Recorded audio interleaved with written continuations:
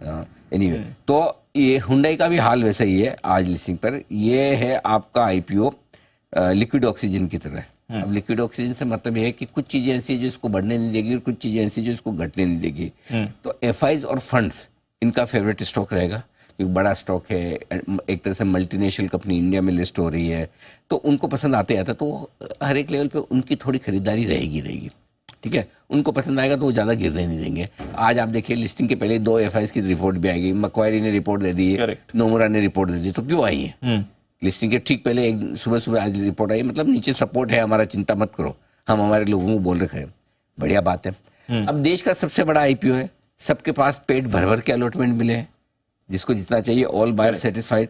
तो अब 2 तरह के लोग हैं, अगर बढ़ेगा तो बेचने आएंगे। एक रिटेल इन्वेस्टर्स आधा गुना इशू भरा था, सबको फुल अलॉटमेंट मिले हैं, तो ऐसे में ऊपरी स्तरों पर उनकी प्रॉफिट बुकिंग आएगी। और दूसरा वो short term hedge fund kind of FIIs जो होते हैं, जो 5% मिला 10% मिला तो लेकर भाग जाता है। तो मुझे लगता है 5-7% से ज्यादा बढ़ेगा तो सप्लाई आ जाएगी, इश्यू प्राइस के आसपास या नीचे आएगा तो थोड़ी प्रॉफिट बुकिंग, तो खरीदारी आ जाएगी। तो बहुत घटेगा भी नहीं और बहुत बढ़ेगा भी नहीं, और ये आप इससे मान के चल सकते हैं। मेरा ये मानना है इश्यू प्राइस के आसपास और थोड़ा सा ऊपर लिस्ट हो सकता है, इश्यू प्राइस के आसपास लिस्ट हो सकता है। 1960 रुपए की जो इश्यू प्राइस है उसके आसपास हल्की प्रीमियम पर लिस्ट हो सकता है, ये 2 एफआईज की वजह से। अदरवाइज तो इश्यू प्राइस के आसपास या थोड़ा नीचे भी हो सकता था। एक बार तो ऐसा लगा भी, जिस तरह से बाजार की बिकवाली है, थोड़ा नीचे लिस्ट हो जाए, लेकिन देखते हैं। अब हमारी राय ये सिंपल थी कि अवॉइड कीजिए, लिस्टिंग के बाद लीजिए।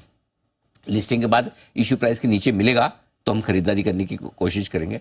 दूसरी हमारी राय ये थी कि जिन लोगों का व्यू 3 साल का है वो लॉन्ग टर्म के लिहाज से लगा सकते हैं।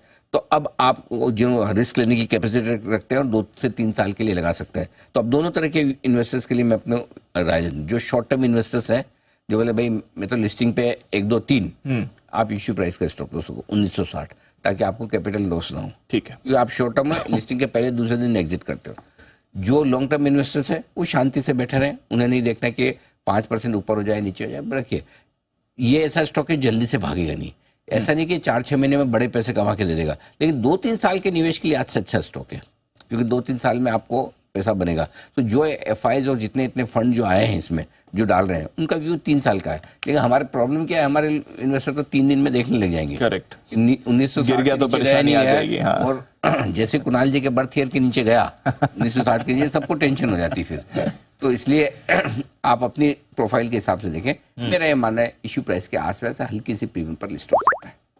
ऑलराइट, तो हल्की सी प्रीमियम पर लिस्ट हो सकता है, कुछ ज्यादा ऐसा कोई तोड़-फोड़ 10% हो गया तो बहुत लोग आ जाएंगे बेचने, सब लो मेरा 5% 7% के ऊपर प्रीमियम आई तो बहुत लोग दे देंगे। और किसी ने सोचा हो लिस्टिंग के बाद खरीदूंगा तो मिले मौका, लाल निशान में आए, अगर मार्केट का मूड है, अभी कभी पता चला आया तो मौका मिल जाए। नेवर नो, बड़े आईपीओ में अब तक तो हमेशा हो मिला है मौका। हाँ। ये ना दे तो एक्सेप्शन होगा।